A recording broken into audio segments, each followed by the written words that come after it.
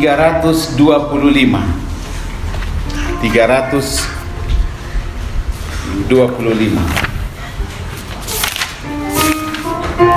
Tuhan menjagamu. Kita bersyukur karena sampai sekarang Tuhan menjaga kita. Janganlah takut kesusahan, Tuhan menjagamu. Padanya ada perlindungan, Tuhan menjagamu. Tuhan menjagamu.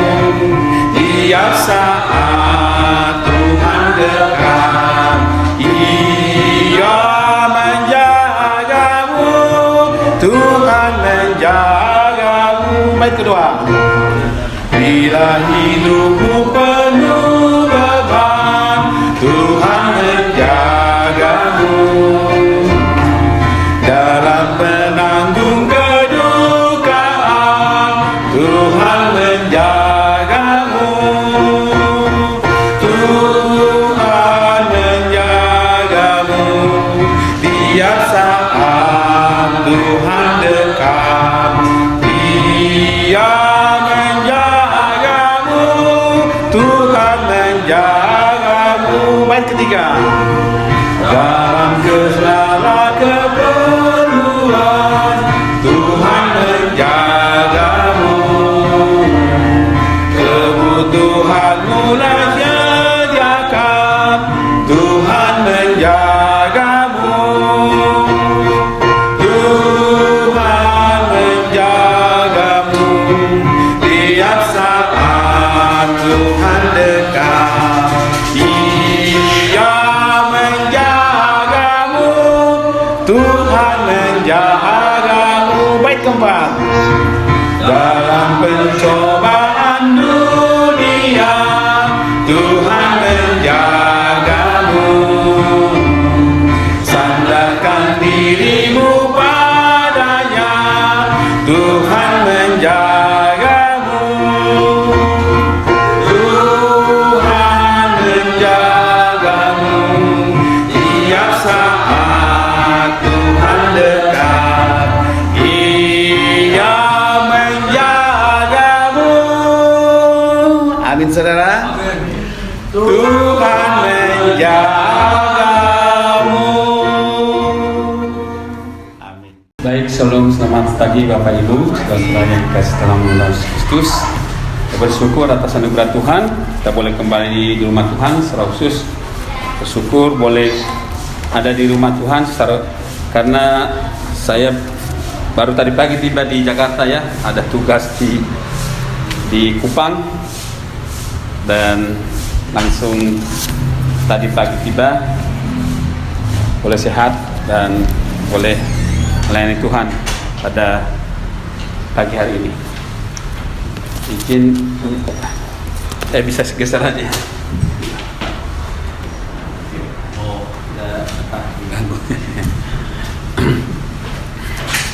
Baik, mari kita membuka kitab kita dari Ibrani pasal 12.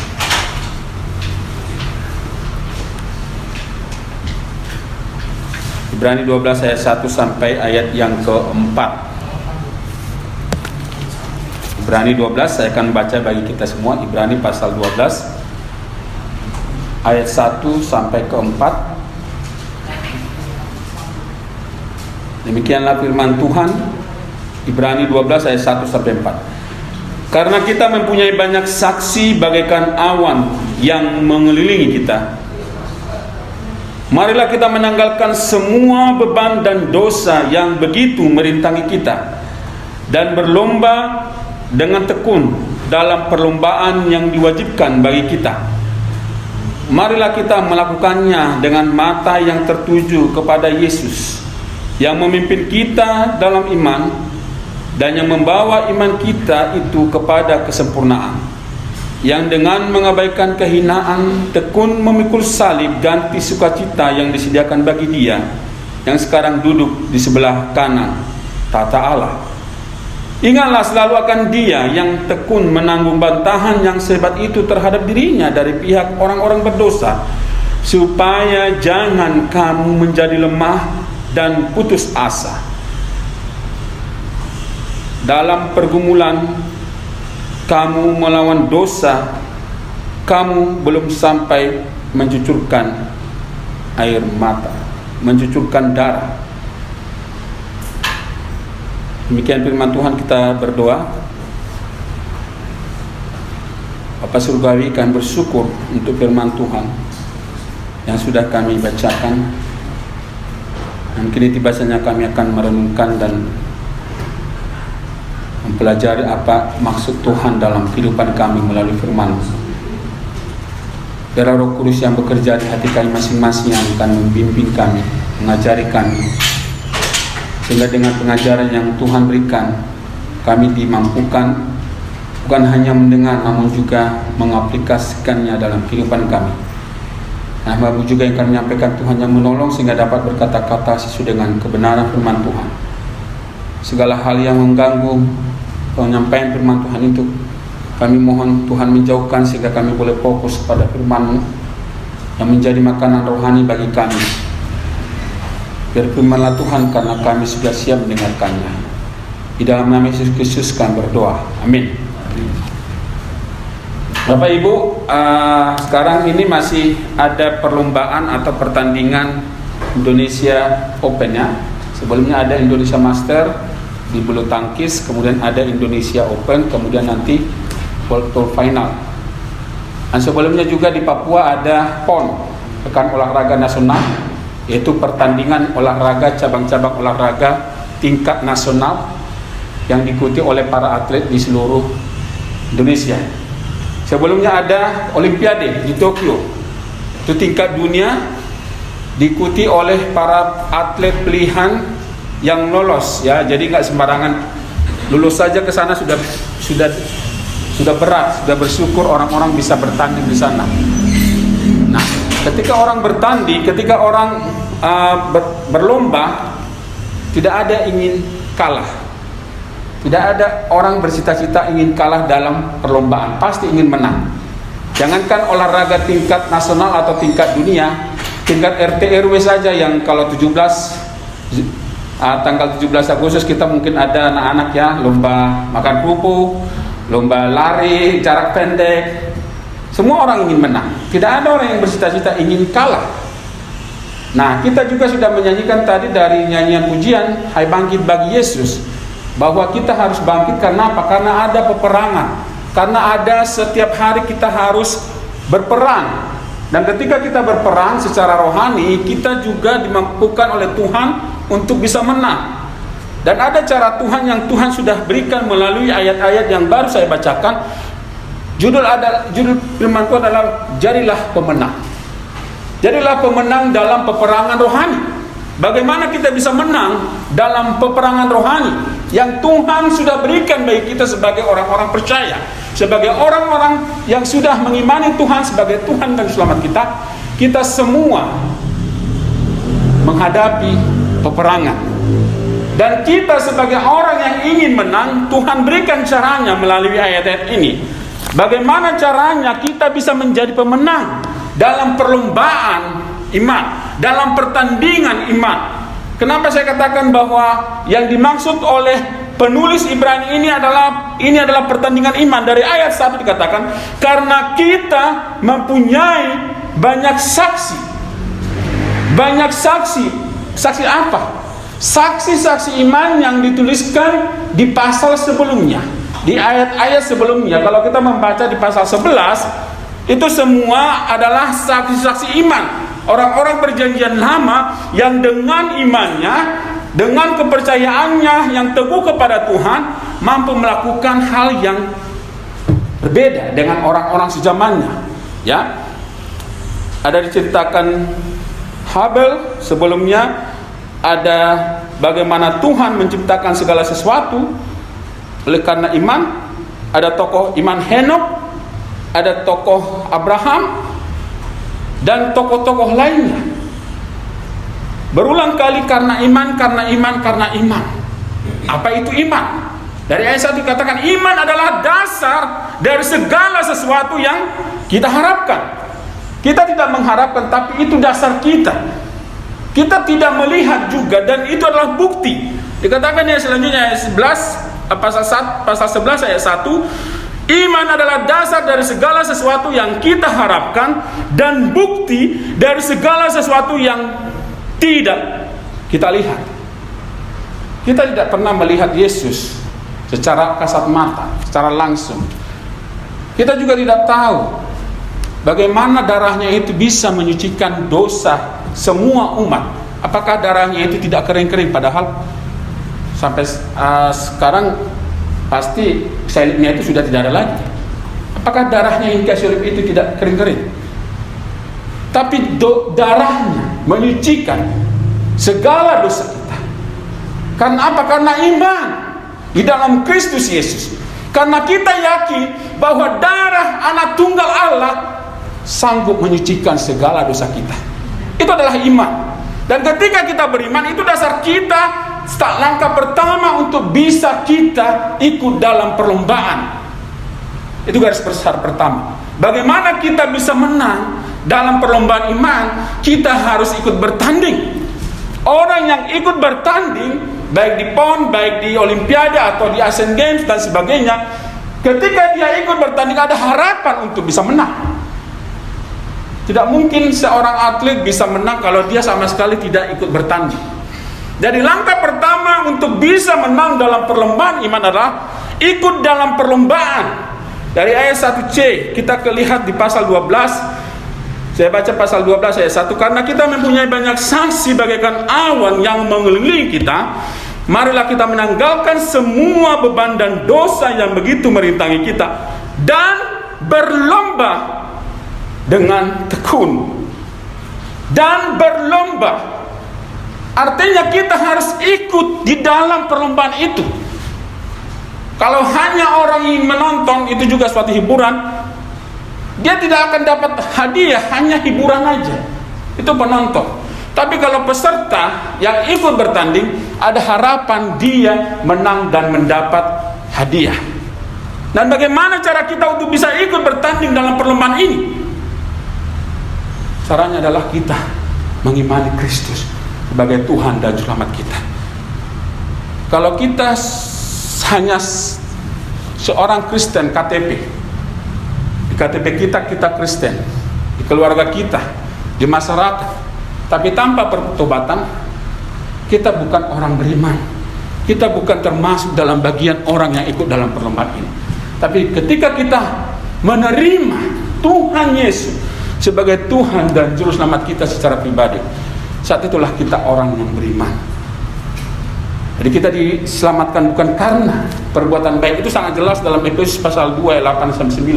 Sebab karena kasih karunia kamu diselamatkan oleh iman. Oleh iman. Iman itu sendiri bukan juru selamat, tapi itu sarana kita mengimani Tuhan. Itu bukan hasil pekerjaan. Jangan ada orang yang membanggakan diri. Kita diselamatkan karena iman di dalam Kristus. Dan ketika kita mengimani Tuhan sebagai Tuhan dan Selamat kita, itu langkah pertama untuk bisa kita ikut bertanding dalam perlombaan iman. Setiap orang percaya bukan hanya penonton. Jadi orang yang menonton itu ya hanya hiburan aja. Apakah kita hanya menonton di gereja? Kita hadir, melayani, tapi ketika Tuhan datang, Tuhan mengatakan, aku tidak pernah mengenal engkau. Kenapa? Karena kita mungkin hanya mengenal dia, tapi Tuhan tidak mengenal kita. Pengenalan akan Tuhan adalah bukan pengenalan sepihak. Saya mengenal Bapak Presiden Jokowi, tapi Bapak Presiden Jokowi tidak mengenal saya. Makanya tidak ada hubungan. Jadi pengenalan kita kepada Tuhan Yesus adalah kita mengenal Tuhan dan Tuhan mengenal kita. Bagaimana caranya kita mengenal Tuhan? Kita memiliki iman di dalam dia, bukan hanya sekedar tahu tentang Yesus. Yesus lahir di kandang domba, Yesus lahir dari seorang perawan dan sebagainya. Hanya tahu pengetahuan tapi tidak dalam iman. Jadi kita harus sungguh-sungguh mengimani Tuhan, dan itu langkah pertama untuk bisa kita ikut dalam perlombaan iman, dalam pertandingan iman. Jadi kalau misalnya masih ada yang belum sungguh-sungguh mengimani Tuhan sebagai Tuhan dan Selamat, Bukan selagi masih hidup tidak terlambat. Tapi ketika sudah meninggal, sudah terlambat. Ketika Tuhan sudah datang kedua kali, sudah terlambat. Ketika orang meninggal, tidak ada hubungan kita orang percaya yang masih hidup dengan orang yang meninggal. Itu sebabnya kita tidak perlu berdoa. Tidak ada doa kepada orang mati karena sudah pindah. Sudah ada jurang pemisah. Itu yang dikatakan oleh Abraham kepada orang kaya. Ketika orang kaya itu akhirnya mati dan dia ke neraka, dia ingin supaya keluarganya diinjili oleh Lazarus. Dia ingin supaya si Lazarus juga memberikan sedikit air karena dia merasa kehausan, karena dia menderita dalam api neraka. Tapi Abraham menjawab, tidak ada hubungan. Terjadi jurang. Itu sebabnya kita tidak perlu mendoakan orang meninggal. Tapi kita harus mendoakan orang-orang yang masih hidup supaya sebelum meninggal dia sudah menerima Kristus sebagai Tuhan dan Juru Selamat. Itu menjadi langkah pertama. Setiap orang percaya adalah setiap orang yang ikut dalam perlombaan iman. Dan musuh kita dalam 1 Petrus pasal 5 ayat 8 itu seperti singa yang mengaum-aum dan mencari orang yang dapat ditelannya. Jadi bukan karena ketika kita susah iblis itu bekerja. Ketika kita juga merasa aman damai, iblis juga bekerja. Itu dialami oleh Raja Daud. Ketika kerajaannya sudah kuat, dia tidak pernah ikut lagi berperang, dia bersantai-santai. Tapi justru iblis memakai dia dalam keadaan aman. Ketika dia dalam kejaran si Saul, dia bisa mempertahankan integritasnya untuk tidak membunuh si Saul. Tapi ketika dia rasa aman, iblis bekerja, justru dia jatuh ke perzinahan dengan mengambil Batseba. Karena pada waktu kapanpun, pada waktu senang susah, iblis itu berjalan keliling. Berjalan keliling bukan hanya orang biasa, orang perempuan, laki-laki, anak-anak, tapi juga siapapun, pendeta, bahkan yang berdiri di mimbar, depan mimbar juga. Siapapun kita harus hati-hati. Kenapa? Karena musuh kita itu berjalan keliling, dan itulah musuh kita yang harus kita perangi. Dan karena itu kita harus berjuang, kita harus berlomba, karena musuh kita itu musuh yang tidak mudah dikalahkan. Musuh kita itu musuh yang bukannya kelihatan secara kasat mata, tapi bukan berarti musuh kita itu maha kuasa. Musuh kita kuat, tapi ada yang lebih maha kuasa, yaitu Tuhan.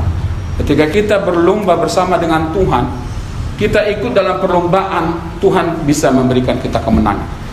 Langkah yang pertama supaya bisa menang dalam perlombaan adalah ikut dalam perlombaan yang diwajibkan. Ada kata diwajibkan di situ. Ya, dalam perlombaan yang diwajibkan. Diwajibkan artinya apa? Suatu keharusan, bukan pilihan. Bukan pilihan bagi kita untuk ikut bertanding, tapi itu kewajiban. Ya. Perlombaan yang diwajibkan bagi kita. Dan ketika kita ikut dalam perlombaan, semua ada peraturan. Ya, seorang atlet misalnya, atlet apapun ada aturannya. Misalnya kalau dia badminton nggak boleh terlalu tinggi, service, kasih fault. Ya, jadi dalam setiap perlombaan iman juga ada aturan. Aturan yang kita lihat dari mana? Dari Alkitab. Firman Tuhan ini menjadi pedoman bagi kita. Ada baptis, ya. Baptis itu ada singkatan. B yang pertama itu biblical authority. Alkitablah yang berotoritas bagi kita berjemaat dan bagi kita hidup sehari-hari, dan bagi kita yang ingin melakukan segala sesuatu berpedoman menukik kepada firman Tuhan. Dan ketika kita bertanding dalam iman, perlombaan kita itu harus mengikuti peraturan yang ditetapkan oleh firman Tuhan. Yang pertama, langkah pertama untuk bisa menjadi pemenang dalam perlombaan iman adalah ikut dalam perlombaan yang diwajibkan. Kemudian yang kedua, menanggalkan segala penghalang. menanggalkan segala penghalang dari ayat 12, dari ayat 1 pasal 12. Saya baca ulang lagi ayat 1. Karena kita mempunyai banyak saksi bagaikan awan yang mengelilingi kita, marilah kita ngapain? Menanggalkan apa? Semua beban dan dosa. Dibedakan beban dan dosa. Dan ada kata semua. Mungkin ada dosa atau beban yang kita pelihara, itu juga harus kita tanggalkan.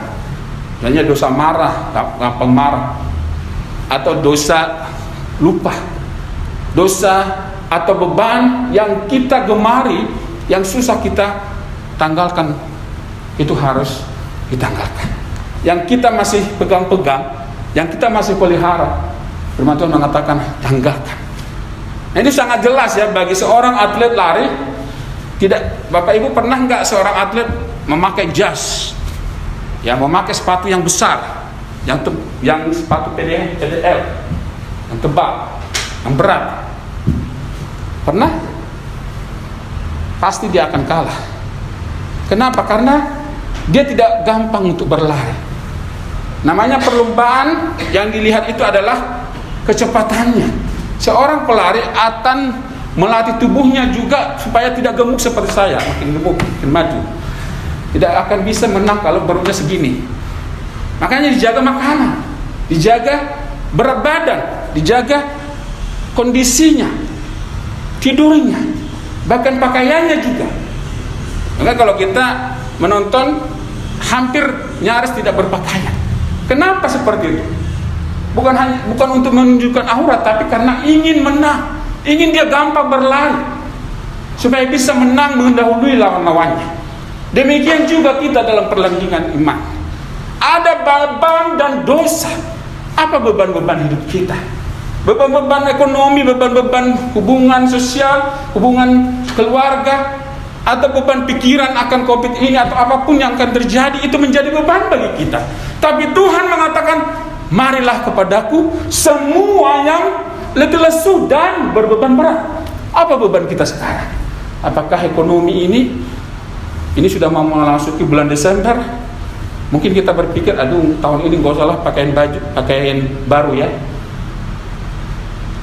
Anak-anak minta misalnya mau Natalan, minta baju baru, sepatu baru. Biasanya anak-anak seperti itu ya, tahun baru semua baru.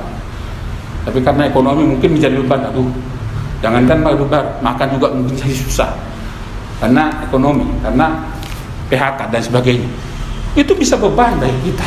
Masalah ekonomi, masalah keluarga, anak yang mungkin tidak turut, tidak taat, itu beban bagi kita.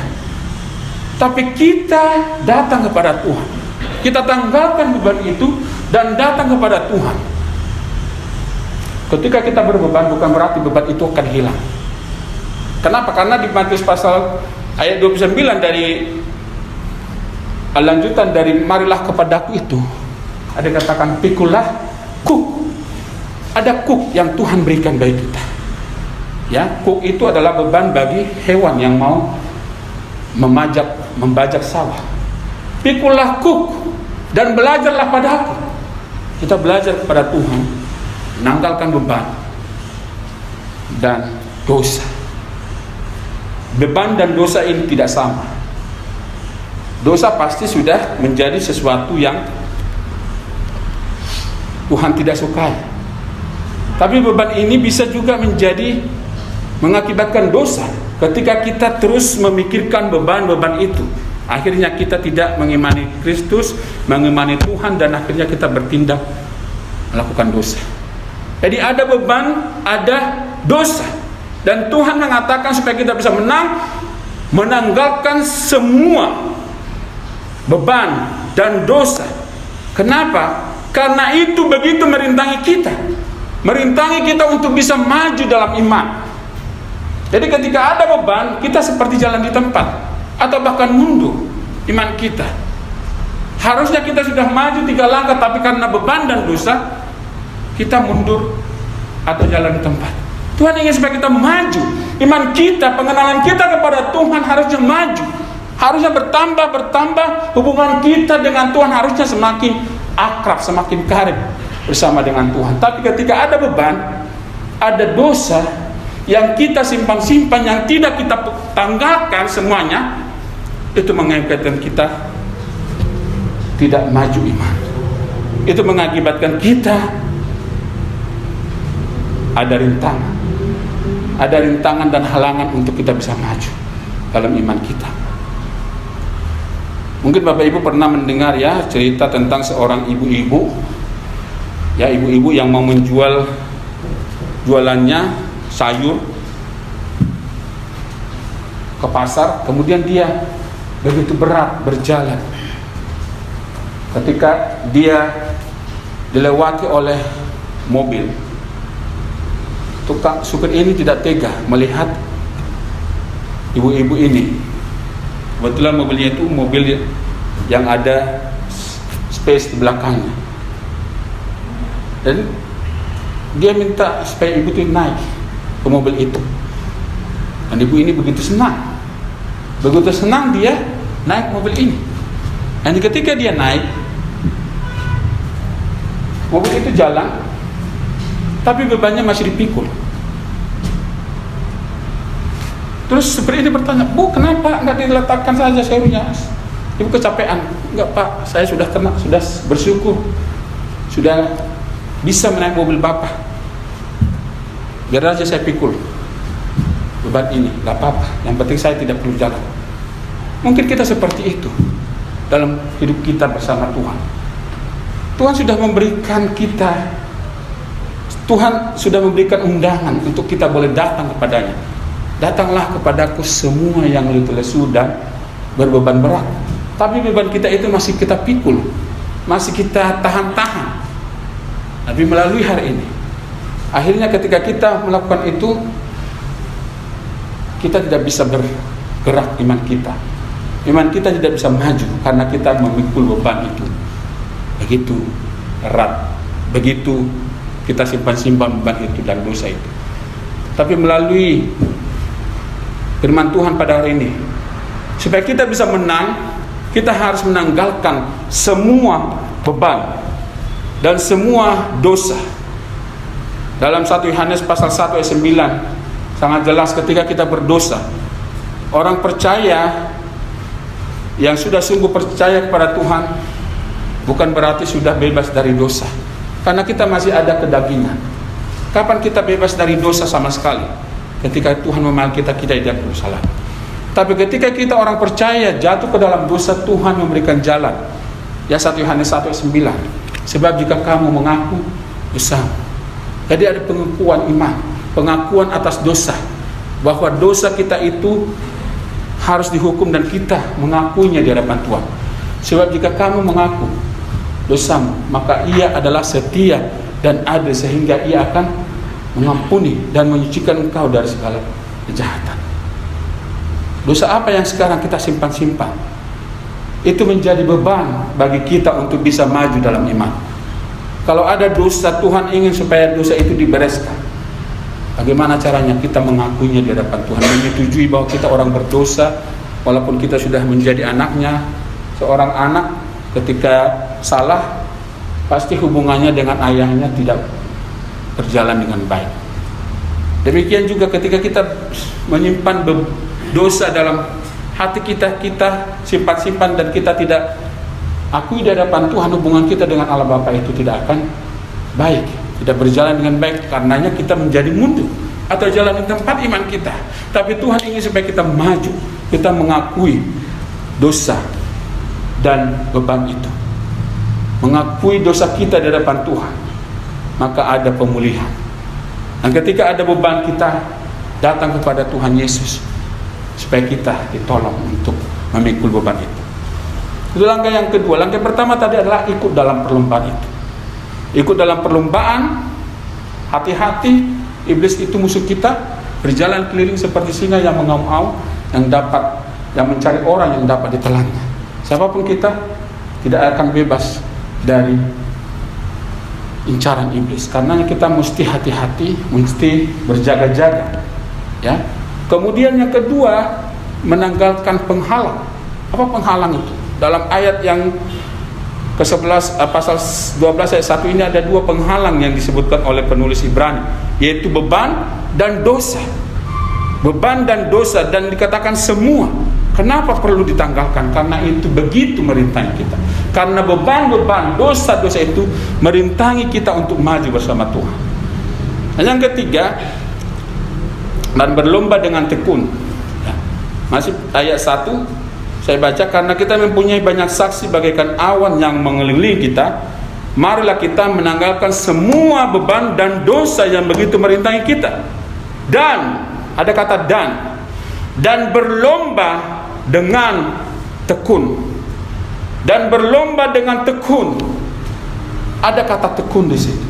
Jadi perlombaan iman kita itu bukan seperti lari sprint, jarak pendek, jarak 100 meter atau 200 meter atau bahkan 1000 meter. Tapi lari kita itu seperti maraton.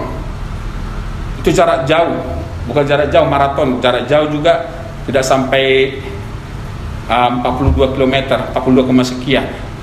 Kalau jarak jauh itu paling 10 km. Jadi itu menunjukkan ke pertandingan itu sepanjang umur hidup kita. Bukan hanya ketika kita umur 12 tahun atau 50 tahun sudah selesai.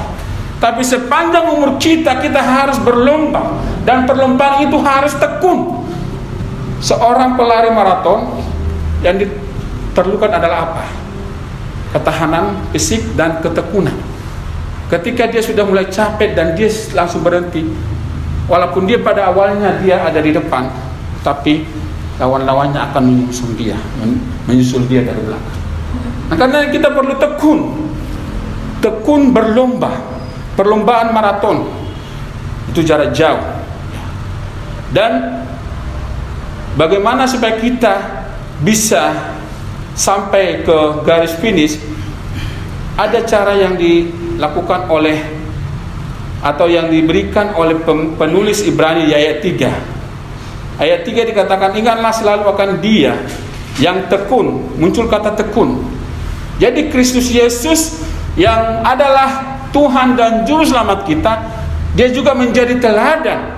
Menjadi teladan bagi kita untuk berlomba.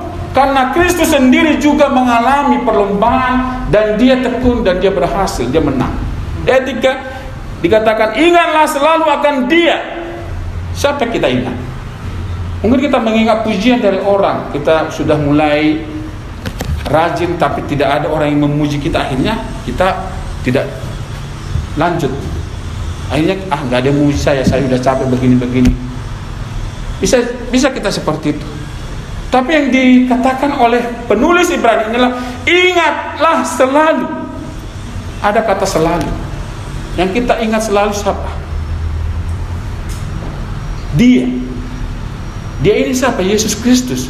Ingatlah selalu akan Dia yang tekun menanggung bantahan yang sehebat itu terhadap dirinya dari pihak orang-orang berdosa, supaya jangan kamu menjadi lemah dan putus asa. Seorang pelari maraton pasti ada kecapean, ada kelemahan, ada waktunya dia putus asa. Tapi ketika pelari maraton itu melihat ada hadiah di depan, ada reward yang dia akan dapatkan, dia akan tekun dan memandang ke garis finish. Demikian juga dalam kita berlomba. Kepada siapa? Siapa yang kita ingat? Kepada siapa kita ingat? Tuhan ingin supaya kita mengingat teladan yang sudah Tuhan Yesus berikan, bahwa sekalipun Dia adalah Tuhan dan Allah, tapi Dia rela menghambakan diri menjadi manusia, bahkan mati di kayu salib, bahkan mendapatkan penghinaan, cercaan dan pukulan dari pihak orang-orang berdosa. Mengapa Tuhan sampai mengalami hal yang begitu dahsyatnya, mengerikannya? Yang utama memang karena Dia ingin menyelamatkan kita. Tapi yang kedua, supaya kita belajar dari Dia, bahwa Dia juga dalam segi kemanusiaannya mengalami yang namanya siksaan, yang namanya penghinaan, yang namanya penolakan. Dan ketika ada penolakan dalam kita berlomba, ya, 2 minggu lalu saya sudah khotbahkan mengenai bagaimana kita harus maju walaupun orang-orang yang kita layani itu justru menghina kita. Dan ini adalah contoh bagi kita bagaimana Kristus sendiri yang justru mengalami penderitaan dari orang-orang yang ingin dia selamatkan. Sebenarnya siapa yang diselamatkan? Bukan dirinya sendiri, tapi orang-orang yang justru menyalibkan dia, yang mencercah, yang memukul, yang memahkotai dengan duri, bahkan menjadikan mati.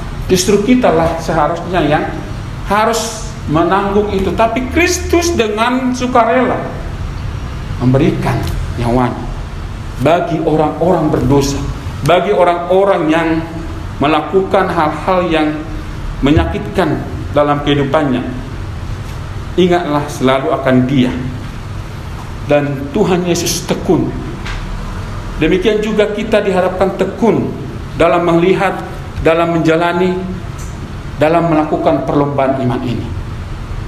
Tekunkah kita sampai Tuhan Yesus datang berada di tempat ini, malah sama-sama melayani Tuhan, bersama-sama memuji Tuhan, bersama-sama menjangkau orang-orang di sekitar kampung sawah ini, kota Bekasi, bahkan seluruh Indonesia. Karena tugas kita bukan hanya di Bekasi, tapi tugas kita, amanat agung itu persis dari Kisah Para Rasul 1 ayat 8, ya, Yerusalem kita, dan juga Yudea kita, dan juga Samaria, bahkan sampai ke ujung bumi. Apakah kita bertekun atau sudahlah, saya sudah lama melayani tapi begini-begini aja, saya sudah lama melakukan ini dan begitu dan itu, tapi tidak ada hasilnya? Mungkin bisa kita merasa kecewa, bisa kita merasa mau mundur, tapi Tuhan ingin supaya kita mengingat Kristus sendiri yang tadinya dia pengikutnya 12. Setelah 12 sudah, kalau kita membaca kitab Yohanes, banyak orang yang mengikut dia, tapi dengan motif hanya ingin makan. Dan ketika Tuhan mengatakan suatu perkataan yang menyadarkan mereka, Yohanes pasal 6 ayat 66, mulai dari saat itu banyak orang meninggalkan dia. Apakah kita akan meninggalkan pelayanan? Apakah kita akan meninggalkan hubungan kita bersama Tuhan dengan anggota jemaat di tempat ini oleh karena sesuatu yang mungkin membuat kita sedih? Sama seperti orang-orang yang tadinya mengalami mujizat Tuhan, diberikan makan, mengalami mujizat Tuhan, tapi akhirnya mereka kecewa dan meninggalkan Tuhan. Jangan kita sampai kecewa. Dan bagaimana supaya kita jangan kecewa? Dari ayat 3 ini, ingat selalu akan dia. Tuhan memberikan contoh itu supaya kita jangan menjadi lemah dan putus asa dalam pertandingan iman kita. Tuhan ingin supaya kita bertahan dan tekun sampai Tuhan Yesus datang. Kapan Tuhan Yesus datang? Kita tidak tahu. Atau sampai Tuhan memanggil kita, baru kita selesai. Dan itu yang dialami oleh Rasul Paulus. Aku telah mengakhiri pertandingan. Ya, aku telah memelihara iman. Ya, ada dia kata telah di situ. Ketika kita telah melakukan itu, ada mahkota Tuhan berikan. Sekarang telah tersedia bagiku mahkota. Itu yang dikatakan oleh Rasul Paulus mengingatkan Timotius supaya tekun. Timotius itu adalah seorang gembala yang muda, yang banyak mengalami tantangan dari orang-orang yang lebih dewasa umurnya dari dia. Tapi Rasul Paulus mengingatkan supaya tekun menggembalakan domba-domba yang Tuhan percayakan baginya. Demikian juga kita, walaupun mungkin tempat ini tidak seperti yang kita cita-citakan sebelumnya, tapi Tuhan ingin supaya kita tekun. Yang Tuhan harapkan adalah kesetiaan. Hai hambaku yang baik dan setia. Bukan dikatakan hai hambaku yang gedungnya mewah, banyak atau ribuan orang, enggak. Tapi ketika kita setia, Tuhan akan menghargai kesetiaan itu dengan orang-orang yang lebih banyak kita layani. Nah, kalau misalnya 2 diberikan tapi tidak bisa dikembangkan, Tuhan tidak memberi. Sama seperti orang yang malas, yang diberikan 1 ditanam talenta itu, tidak dikembangkan. Kenapa? Karena dia tidak setia, karena dia tidak menjadi hamba yang baik. Tuhan ingin supaya kita menjadi hamba yang baik dan setia dengan tekun Tekun sampai Tuhan Yesus datang atau tekun sampai Tuhan memanggil kita. Itu cara yang ketiga. Ya, yang pertama tadi ikut dalam perlombaan, kedua menanggalkan segala penghalang apapun dalam perlombaan iman kita. Mari kita tanggalkan. Yang ketiga, kita berlomba dengan tekun seperti Kristus tekun menanggung bantahan.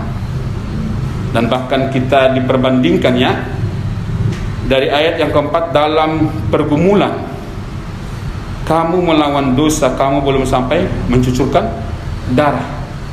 Siapa yang karena menginjili orang sudah mengalami hajaran, sudah mengalami tamparan, cercaan seperti Yesus?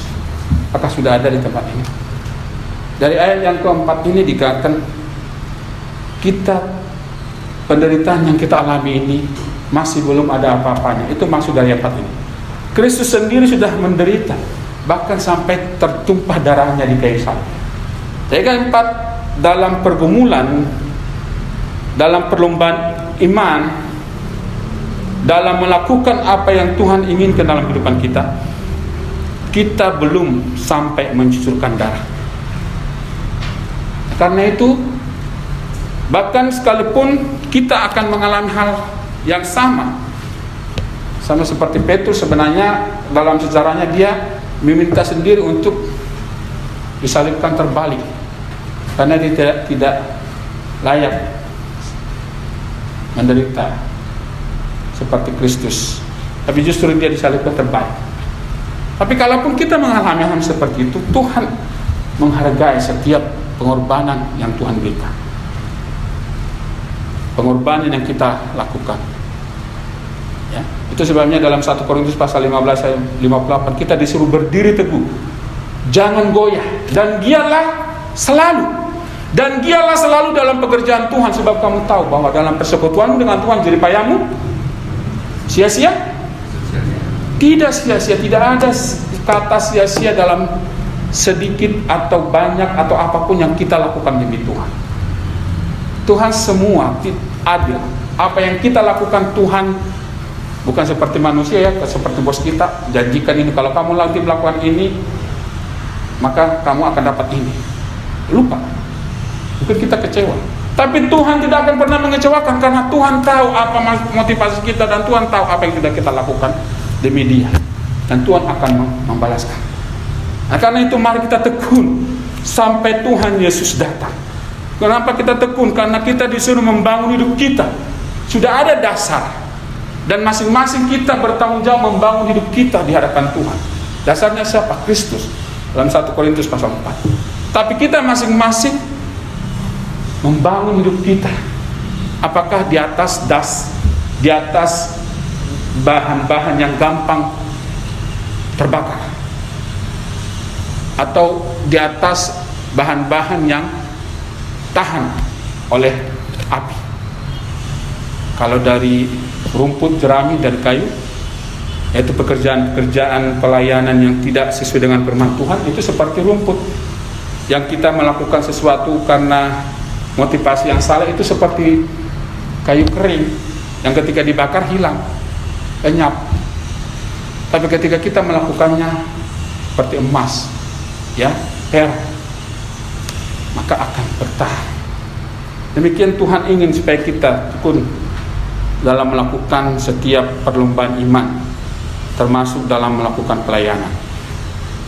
Yang keempat, langkah kita supaya menang, yaitu memandang pada Kristus. Ayat 2 dikatakan di ayat 2, marilah kita melakukannya dengan mata yang tertuju kepada siapa? Kepada Yesus. Marilah kita melakukannya dengan mata yang tertuju kepada Yesus. Melakukan perlombaan iman itu karena ada Yesus, dan mata rohani kita tertuju kepada Yesus. Kenapa kepada Yesus? Kenapa bukan kepada rasul? Kenapa bukan kepada pendeta atau kepada orang-orang yang membimbing kita? Karena alasannya ada di ayat 2 itu, ya, yang memimpin kita dalam iman. Jadi pemimpin iman kita itu siapa? Kristus. Kemudian dia bukan hanya pemimpin, dan yang membawa iman kita kepada kesempurnaan. Kristus yang memimpin kita kepada iman dan yang menyempurnakan iman kita itu, membawa iman kita kepada kesempurnaan. Seorang atlet, lagi-lagi ilustrasi ini karena ada pertandingan, walaupun lawannya sudah mengejar dia, kalau dia ingin menang tidak akan melihat lawannya itu, tidak akan menoleh ke belakang. Kenapa? Ya, saya bukan pelatih olahraga, ya, tapi itulah yang dikatakan oleh pelatih, pasti fokus kepada garis finish. Apa yang terjadi di belakang tidak akan dihiraukannya. Kenapa? Karena dia fokus kepada garis finish, fokus kepada hadiah, fokus kepada garis akhir. Kita semua diwajibkan kepada siapa kita fokus sekarang. Fokus kita dalam melakukan pelayanan siapa? Apakah pujian? Apakah kehormatan? Fokus kita bukan kehormatan. Fokus kita adalah Kristus.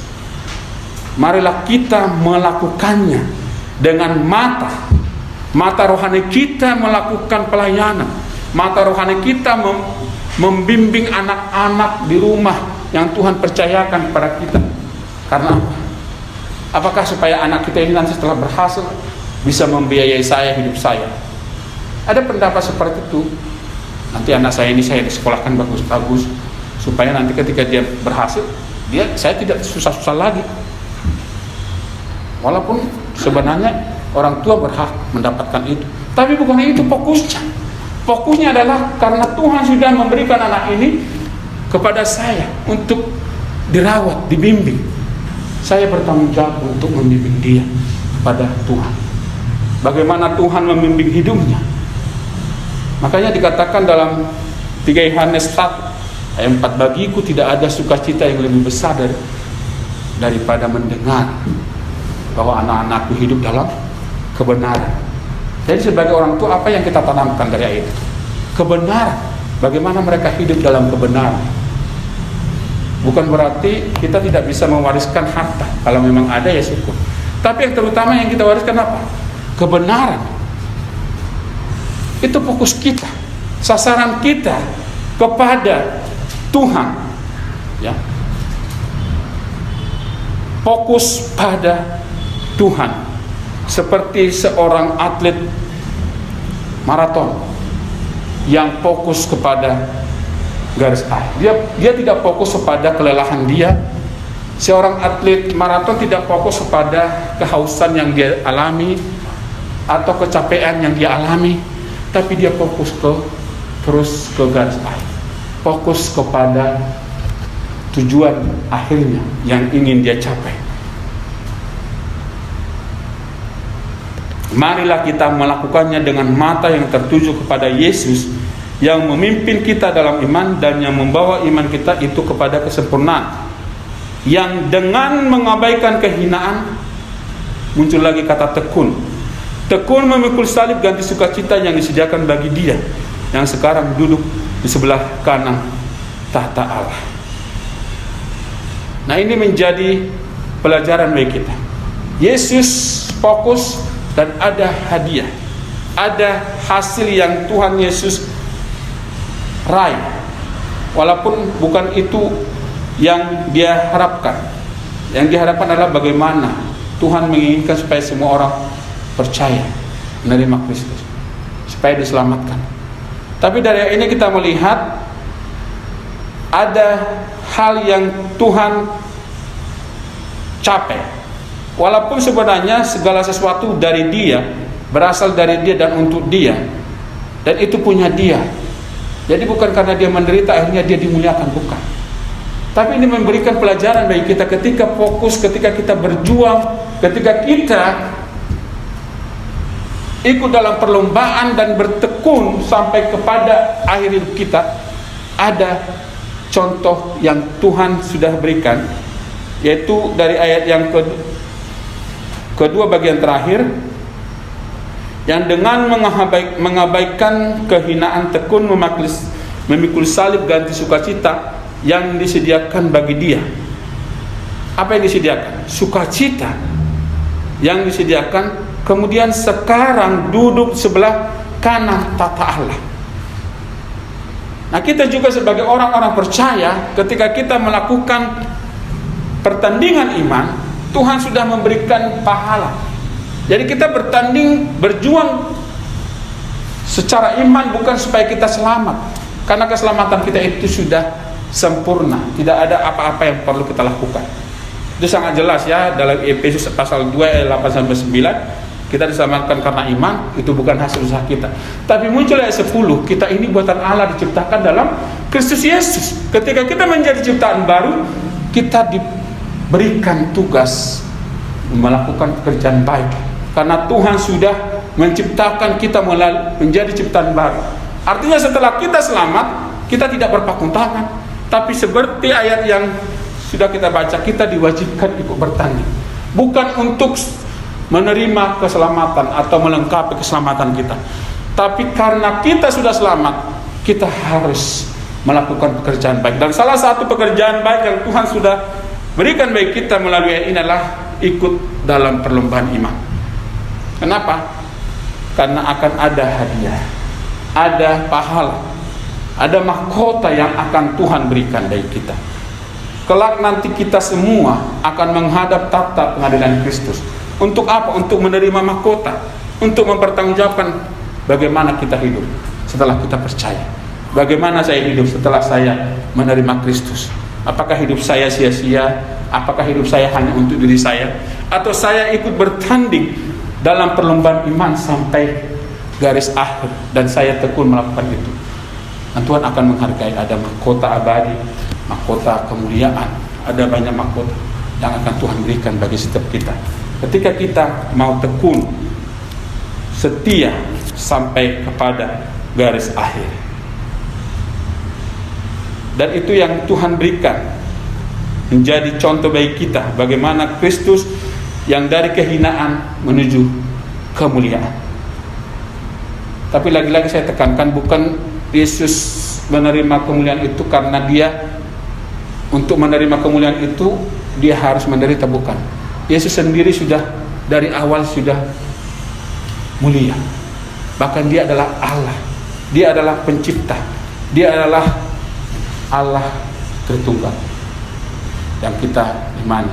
Kita mengimani Allah Tritunggal. Tapi ini menjadi contoh bagi kita, ketika kita setia, Kristus akan menghargai kesetiaan kita dan memberikan kita apa yang Tuhan inginkan. Ya, ada hadiah yang Tuhan berikan bagi kita. Keselamatan itu bukan hadiah, keselamatan itu bukan pahala, keselamatan itu anugerah. Tapi pahala, mahkota kemuliaan, mahkota kemegahan, dan mahkota-mahkota yang lainnya, itu perlu usaha, perlu ketekunan untuk bisa kita meraihnya.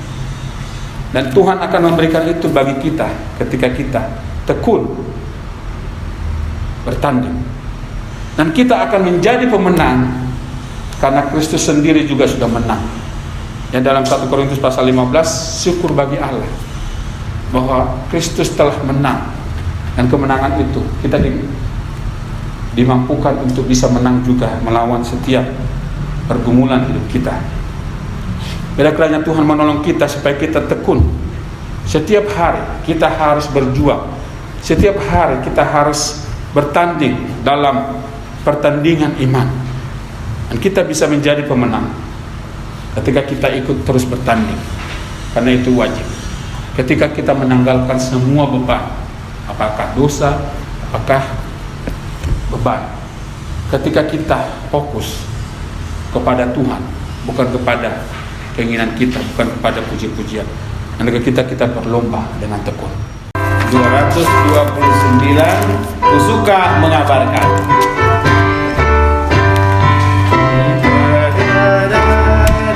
Ya, Kusuka mengabarkan perkara yang bakal Yesus dan kasih-Nya yang nyata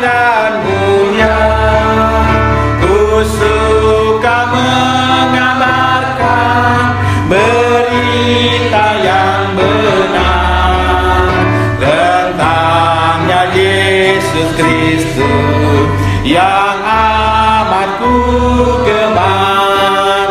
Ku suka mengabarkan ya hingga kekekalan. Ku suka memasyurkan hal kasih Yesus. Kau wanita-wanita,